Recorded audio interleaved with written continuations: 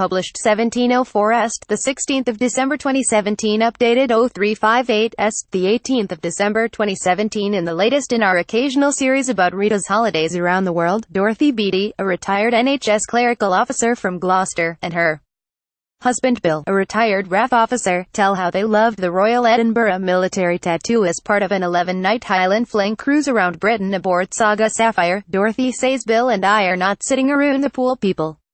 We chose this cruise because the itinerary included a number of places in Britain we've never visited, such as the Isle of Man.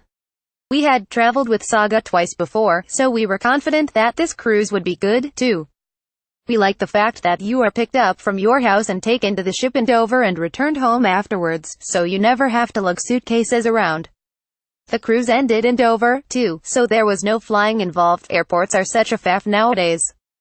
Dorothy Beedie and her husband Bill, who went on an 11-night cruise around Britain. Saga Sapphire is a good-sized ship, taking up to 720 passengers with about 400 crew.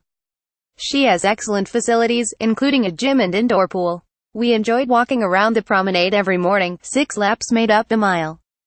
We liked the evening entertainment, especially the magician and 2 singers, Maria and Stuart. The drawing room, with its picture windows on 3 sides, was our favorite place for pre-dinner drinks. The food on board was exceptional, with many options. I especially enjoyed the Orkney crab and smoked salmon. You'd never go hungry on a Saga cruise. There was even 24-hour room service. On the one occasion we used it, the meal was delivered within 7 minutes.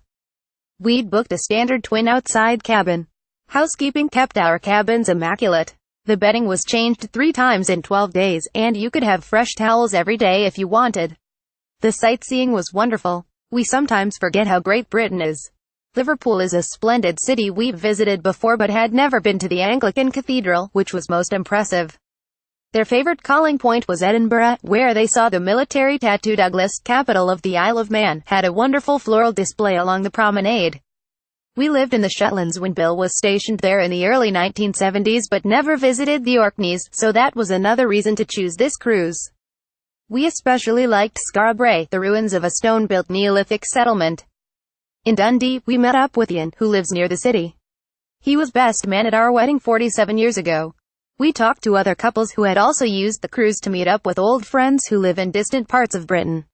The magnificent Royal Edinburgh Military Tattoo was the highlight of our trip. We docked in Leith, a 15-minute drive from the city centre, so we saw the Royal Yacht Britannia, too. The tattoo and other excursions have to be paid for separately. As well as all meals, the price we paid included wine at lunch and dinner, insurance, some cocktail parties and a captain's dinner, so it was good value. We had 3 formal nights on board, and it was nice to dress up. We have already booked to go on a Northern Lights cruise with Saga next year. A 5-night Edinburgh Fringe at Sea cruise aboard Saga Sapphire, from £799 per person board, departs from Dover on August 22nd. Visit travel.saga.co.uk cruises.